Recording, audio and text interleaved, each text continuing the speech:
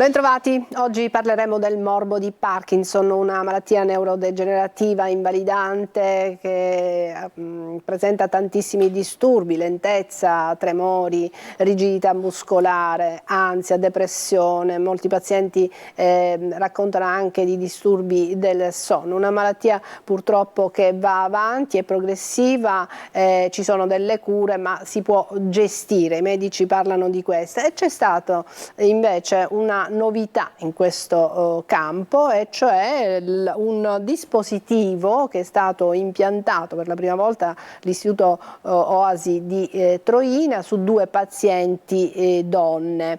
Ne parliamo con il direttore dell'unità operativa di neuroriabilitazione dell'Istituto di ricerca di ricovero e cura di carattere scientifico Oasi di Troina, il dottor Pietro Marano, al quale do il benvenuto. Buonasera, grazie per l'invito. Abbiamo detto che è una malattia purtroppo dai molteplici disturbi, la diagnosi come si fa? La diagnosi ancora oggi, negli anni 2024, è clinica, fondamentalmente clinica, dai sintomi. I sintomi sono basati fondamentalmente sulla lentezza, sulla rigidità corporea, su determinati tipi di postura, sul passo molto piccolo, sulla difficoltà a parlare. Allora, le persone si incurvano, le persone si incurvano, proprio la postura che viene modificata. A che età insorge più o meno?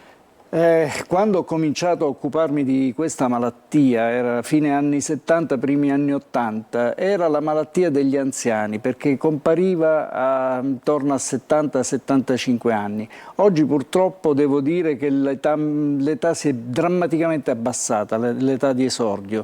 Vediamo anche giovani colpiti da questa malattia, vediamo condizioni traumatiche, condizioni tossiche, condizioni ancora oggi a noi sconosciute, completamente sconosciute come genesi di questa malattia. Quindi può essere anche ereditaria, diciamo, se un genitore... C'è anche una frangia ereditaria, si sta occupando benissimo il centro di ricerca di genetica dell'istituto dove lavoro io e sta cominciando a dare dei discreti risultati soprattutto sulla trascrittomia, cioè dire sulla possibilità di trascrizione di un gene rispetto all'altro, soprattutto nelle malattie neurologiche degenerative, e questa è stata una ritrovata abbastanza recente del centro di genetica di questo. Vorrei ricordare il nostro numero di telefono, che è il 342 7455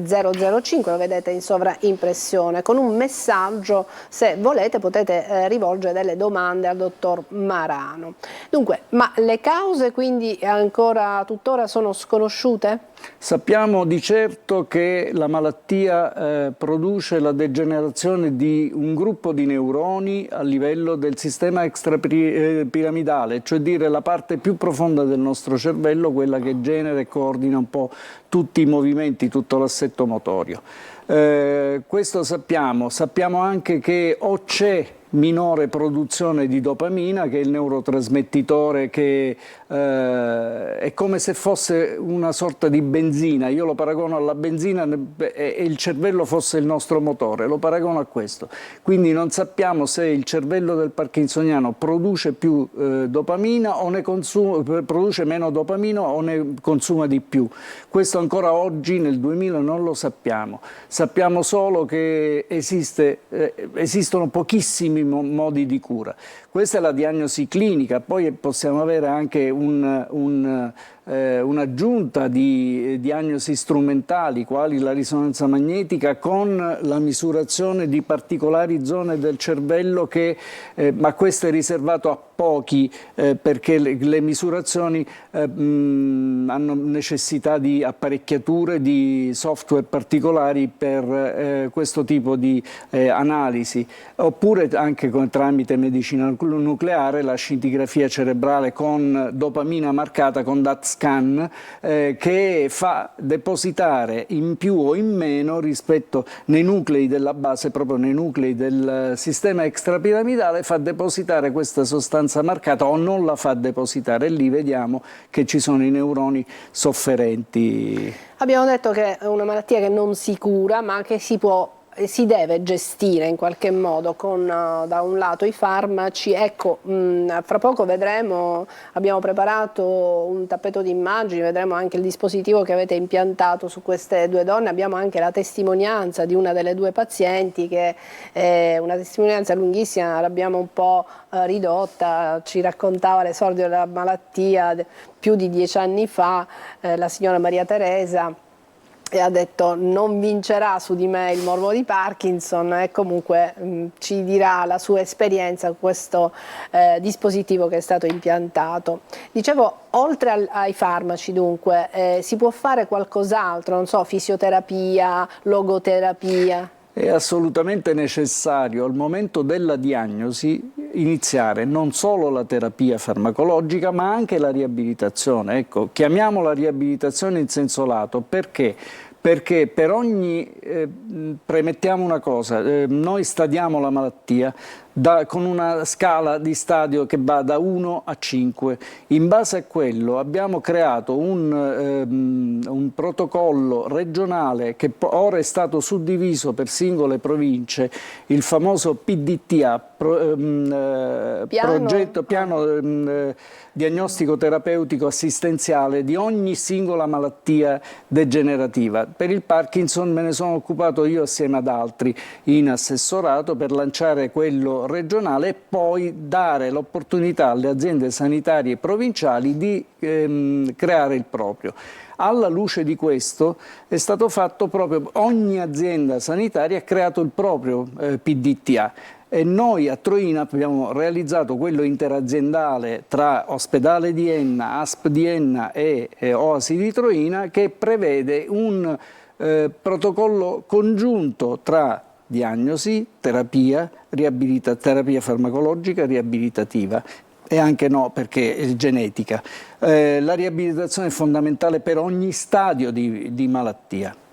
Vogliamo prendere gli ambulatori periferici, territoriali? Prendiamo gli ambulatori, hanno un progetto, un protocollo che si chiama Protocollo 1 che segue le malattie neurologiche. Vogliamo prendere gli stadi un po' più avanzati, ci sono le strutture ex articolo 26, le strutture che assistono patologie neurologiche che possono prendersi carico sia a domicilio che in ambulatorio che ovunque.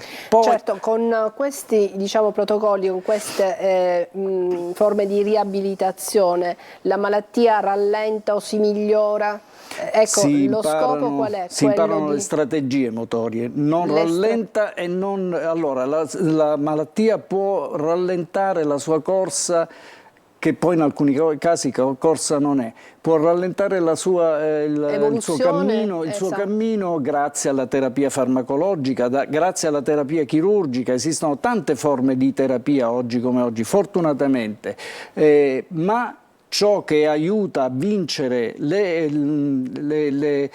peggiori conseguenze di questa malattia, attenzione che sono le cadute, e ogni caduta improvvisa e non preventivata può produrre dei danni. Ciò che aiuta a prevenire le cadute è proprio la fisioterapia, ciò che aiuta a parlare meglio, a deglutire meglio è la logopedia, ciò che aiuta a sveltire il proprio pensiero, perché si dice del parkinsoniano che ha un rallentamento ideomotorio, cioè dire rallenta il suo modo di agire, di pensare, non lo annulla ma lo rallenta. Ciò che riesce a fare di questo, a accelerare questo, è proprio la neuropsicologia, la terapia occupazionale che gli insegna il modo di fare nel momento in cui ha un arto che funziona meno o funziona male, fino ad arrivare alla robotica, alla terapia virtuale. Oggi, mi ricordo tanti anni fa, cominciai la terapia virtuale con il software della Wii. Sono dei giochi televisivi con delle pedane, con dei joystick, e il parkinsoniano che è rallentato riesce in certi casi a vincere quei giochi. Oggi ci sono delle apparecchiature molto più complesse, molto più sofisticate. Mentre non si può prevenire, perché non conoscendo esattamente le cause è difficile Mi fa prevenire. una domanda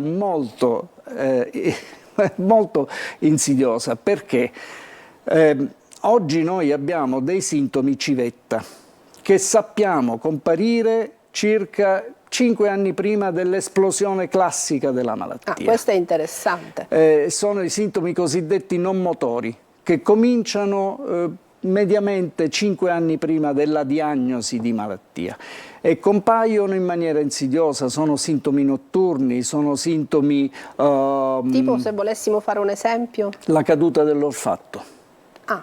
La caduta o diminuzione dell'olfatto.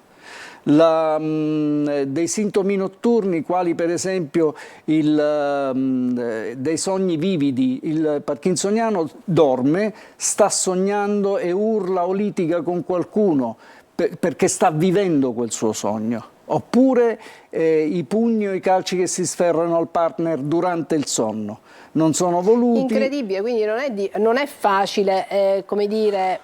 andare a incastrare tutto. Non solo, no. ma pensare che quelli sono i precursori, i sintomi che già stanno raccontando l'insorgere di una malattia che si manifesterà dopo tanti anni. Devo dire purtroppo, perché sì, siamo bravi a fare queste domande al paziente, cioè dire possibilmente accendiamo un faro sul paziente, ma non possiamo far nulla finché non vengono fuori i sintomi cardine. I sintomi cardine, che sono il tremore, che sono la rigidità, che sono la parola poco articolata, che sono l'andatura a piccoli passi. Questi sono i sintomi cardine, ma 5-6 anni prima possiamo solo accendere un faro, nulla di più. Certo, ma quando già ci sono questi sintomi si può intervenire farmacologicamente? Non è il caso, perché ancora la diagnosi non è stata e la malattia non è conclamata. Bene, dottore, io direi andiamo in pubblicità. Dopodiché parliamo di questo dispositivo che è stato impiantato proprio per la prima volta nel vostro istituto. Su queste 2 donne sentiremo anche la testimonianza. Oggi sono 3 i pazienti. Oggi si è aggiunto un uomo. Si è aggiunto un per uomo. par condicio. Ottimo, bene. Ne parleremo subito dopo la pubblicità e vedremo. Se volete rivolgere delle domande vi ricordo il numero 342 74 55 005. State con noi e ci vediamo qui tra pochissimo.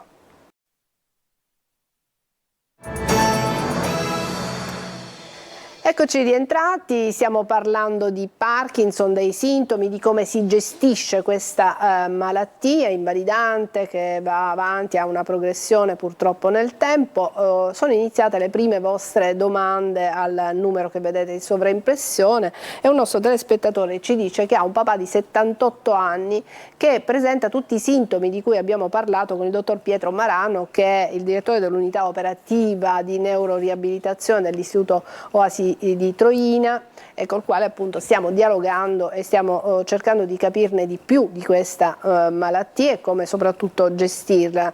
E ci dice questo nostro telespettatore: il papà ha 78 anni, presenta tutti i sintomi, in più ha anche delle allucinazioni, e poi ci chiede anche se c'è una connessione con un'altra malattia, anche questa molto seria, che è l'Alzheimer. No. Purtroppo c'è questa cattiva usanza di paragonare o di assonare la malattia di Parkinson alla malattia di Alzheimer. Nulla hanno a che vedere l'una con l'altra, hanno genesi parzialmente differenti, sono 2 malattie cronico-degenerative del sistema nervoso centrale, questo è sicuro, ma la genesi è sensibilmente differente e l'evoluzione altrettanto.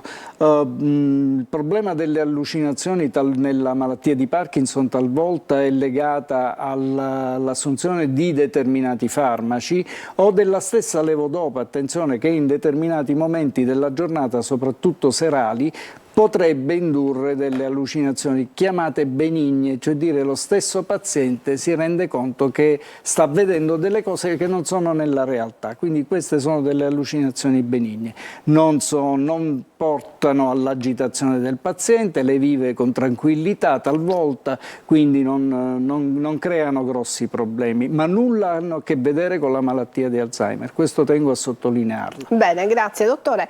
Parliamo invece di questo dispositivo che è stato impiantato impiantato, lei ci diceva, per la prima volta in Sicilia o comunque dal vostro istituto su 3 pazienti. Sì. Sì. Allora, questo dispositivo altro non è che un dispositivo di somministrazione. Lo stiamo proprio vedendo in queste immagini. Continua di levodopa. La levodopa è il farmaco principale, il gold standard per la terapia della malattia di Parkinson.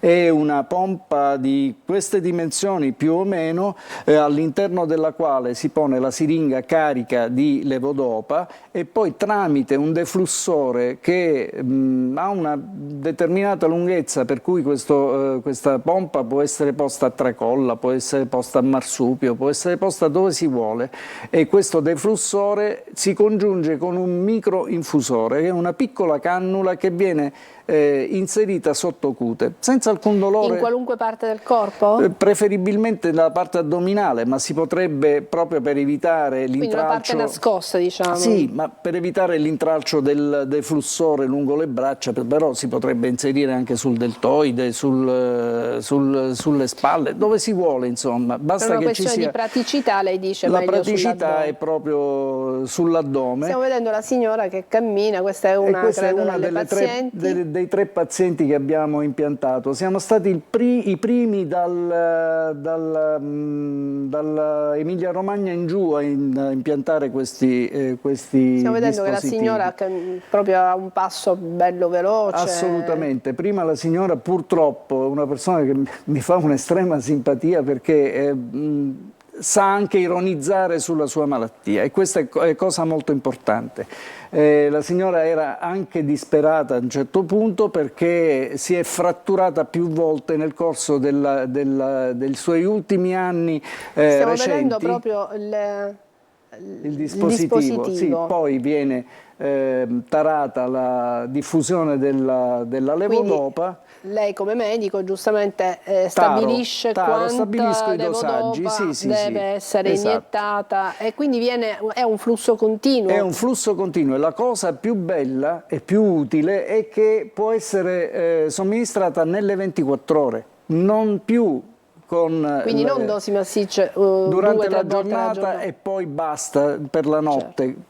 La notte del paziente parkinsoniano, soprattutto in fase avanzata, è una notte un po' insonne, un po' difficile da passare, perché quindi questo dispositivo, se ho capito bene, è proprio perché è la microcannula che vediamo, quella che indica la signora, è la microcannula con attaccato il deflussore che riversa la levodopa. E lei ci sta 24 ore in una giornata. Mi diceva proprio i primi giorni che riesce finalmente a fare un sonno continuo e riposante, cosa che prima non riusciva più a fare. Ecco, il vantaggio è questo, che se diciamo senza questo dispositivo si prendono dei farmaci a tot numero di farmaci che, attenzione, la levodopa per bocca purtroppo ha una durata di 2 ore. Quindi finito l'effetto delle 2 ore, l'effetto crolla, il beneficio, quindi il paziente si ferma, si rallenta. Dapprima si rallenta, nelle fasi più avanzate si ferma. La fase per cui conviene montare queste apparecchiature non è questa la sola apparecchiatura di terapia avanzata, è proprio quando subentra il cosiddetto wearing off, cioè dire la caduta improvvisa dell'efficacia della levodopa per bocca. E questo tipo di dispositivo è consigliabile per tutti i pazienti affetti dal morbo di Parkinson, oppure per alcuni più gravi? Come ci si deve orientare? La malattia deve essere intanto avanzata, deve essere con il wearing off, una malattia che presenta proprio questo stato di wearing off, caduta improvvisa e non graduale dell'efficacia della compressa di levodopa. Quindi chi non riesce a gestirlo con le compresse, con le pillole, esatto. Perché ha questi effetti, potrebbe andare incontro o a questo o ad altre terapie avanzate. Attenzione, ce ne sono altre? Sì, sicuramente. E in base a età, sintomi e gravità di malattia si sceglie unitamente al paziente la strada da percorrere. Le altre, a parte questo dispositivo, dunque abbiamo detto... Sempre levodopa, mi ricordo che nel 2007, gennaio 2007, siamo stati sempre i primi a installarlo al Sud Italia. È un dispositivo un po' più cruento, un po' più aggressivo, perché bisogna montare una PEG, cioè dire un tubicino che esce dallo stomaco e poi va a finire in intestino, e sempre con una pompa che riversa il gel di levodopa, va a finire nel primo tratto dell'intestino, che è proprio il tratto che assorbe questa sostanza. Ci scrivono, prego, No, prego. Ci scrivono, è vero che la marijuana aiuta ad alleviare i tremori? Ovviamente parliamo di marijuana terapeutica. Sì, certo, logico. Io sono convinto che questo sia un problema legato alla moda. Terminata la moda della marijuana, terminerà l'efficacia. Lei non crede che ci sia un effetto? Assolutamente no. Non è equiparabile a un farmaco, né a un sì, sintomatico? Possibilmente è equiparabile a un farmaco sintomatico, però non è più, ripeto, è più legato a una moda che altro. Bene. Vogliamo sentire la testimonianza della signora che si chiama Maria Teresa, era un'insegnante, adesso è in pensione. Vediamo appunto cosa ci racconta e cosa ci dice di questo dispositivo che le è stato impiantato all'Oasi di Troina. Prego. Mi metto, diciamo, il laghetto che deve andare sottocutaneo, da solo gestisco la pompa, da sola mi riempio la siringa e da sola me la gestisco, quindi non è niente di difficile. Quello che ho notato di più è questo livellamento dello stato in cui si sta.